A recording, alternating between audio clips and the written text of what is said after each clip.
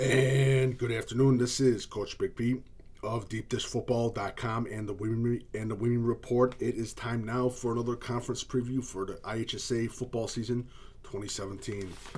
This time I'll be doing the Northern Illinois Big 12. Two divisions, East and West. Some interesting teams. Some seniors graduated. You have some other teams that are basically built on football cultures in the town, which means they're going to restore. It's like a farm system. They keep revamping their player roster and their depth chart. So it's going to be an interesting year in the Northern Illinois Big 12. Let's start with the West Division. Now, is a preview predictions. Like I said before, I'm going to say this again. Previews and predictions mean absolutely nothing in Illinois high school football, especially high school football alone. Illinois high school football is a parody of itself. What is up can be down, and what is down can be up. The smallest team can win a game. The largest team and most talented team can lose a game. It doesn't matter. You have to play the game. You got to put the pads in. You got to be on the 50-yard line. Predictions, previews, they mean absolutely shit. This is high school football. Okay, so let's start the West Division. For my previews, I have top dogs, middle of the road teams, and underdogs. For my top dog teams, for the West, I have Sterling, Alec Duran, athlete, and a two-headed running back group with Latrell Vaughn, and I'm forgetting his other name. But Sterling looks great again on tape. Great players coming back to Sterling.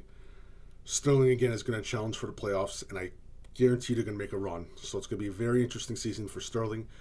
I see Sterling having little bumps in the road, but I see him just clearly paving the road for the Northern Illinois Big 12 West.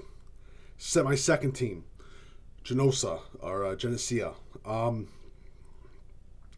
Colton Pishk at running back and athlete. Here's the thing about Geneso. It's a team that's based, like I said, a culture team, football culture team that quickly revamps its roster after the seniors have graduated. Geneso's Smashmouth team, again, you still got to put them as challengers no matter what every year. So Geneso, they're part of my top dog teams. My other team, Rochelle, Alex Harvey and Noah Knight, two athletes to keep an eye on. I think Rochelle could surprise some people, but it depends on what they do against Sterling and Geneso.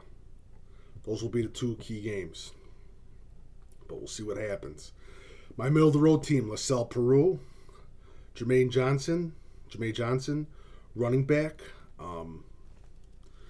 LaSalle Peru, they've got great athletes, but the main I see is the main issue a little bit of their line. But like I said, doesn't mean anything. You got to put the helmet on. And you got to play football. My underdog team is Ottawa, Brett Gallagher.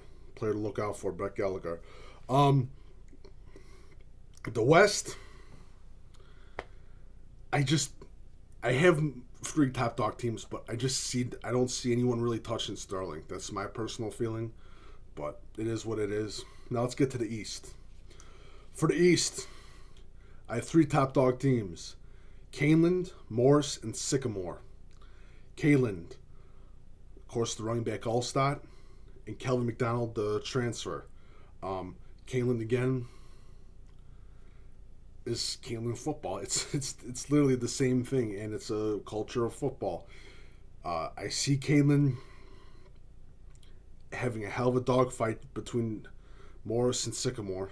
Morris, they got Voltek and Perry, again, two athletes, running backs, running backs and wide receivers, and they can do whatever. But the thing with Morris is they found their stride. They got that offensive line farm system back. You got Corte, I'm forgetting the other kid's name. You got another kid on the Morris offensive line. It's unbelievable what Morris has. And again, a football culture. So it's going to be a challenge. I seriously see the Morris and Sycamore game being a very important game in the East. Now for Sycamore, Austin Perry at middle linebacker, and a great wide receiver core, especially a young little wide receiver in Ryan.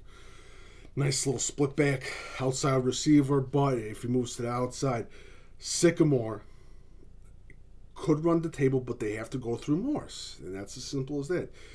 Kaneland, if Kaneland stays healthy, again, and Morris and Sycamore, something were to happen during those games, Kaneland could slip all the way up.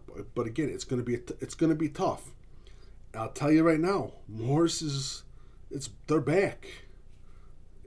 They're back. It's simple as that, and it's going to be a hell of a game between these three teams. The games between these three teams, they're going to decide it. No, but I'm looking forward to the Sycamore Morris game because it's two different styles going against each other. My middle of the road team, and this is the reason why I put them in the middle of the road team. They lost a quarterback and a wide receiver. Good quarterback and a good wide receiver, DeKalb. I have Brian J. Ross, defensive back. Jal Craig, linebacker. I do see DeKalb maybe a little bit of a surprise team. If the quarterback starts clicking, if the wide receivers start clicking, but there's just too much ifs, ands, or buts with DeKalb. But again, it's high school football. There's too much parity. They could be up on top too. Now, my surprise team. They're my underdog team and they're my surprise team. It's going to happen in a couple of years. Maybe not this year. But Yorkville High School. Got linebacker Galloway, linebacker Paskey, quarterback Laramitis. They just got another quarterback out of Aurora Christian. Beat them. Yorkville's looking good. Their freshmen and their sophomores look awesome. So it's a couple of years from now, we're going to be talking about Yorkville, the Yorkville Foxes. So it's going to be an interesting season for Yorkville, but I think it's going to be more of a patient season, a growing time for that team. So, again, that's for the Northern Illinois Big 12, East and West. It should be a good season. Remember, you can nominate your game every Saturday for Deep Dish Football Game of the Week. #. If you have any questions, please email me at CoachBigPete@fp@gmail.com. Also, please follow Deep Dish Football and Coach Big Pete on Twitter and Facebook. And visit deepdishfootball.com. If you like some of my stuff, please feel free to leave a tip or a donation on the right-hand side of deepdishfootball.com, the front page. Thank you so much. Good luck to the Northern Illinois Big 12. It's going to be a hell of a year. And I do think 5 teams from this conference, from both divisions, could make the playoffs. 5 teams. But again, it's going to be an interesting year in the Northern Illinois Big 12. Thank you so much, and have a lovely day.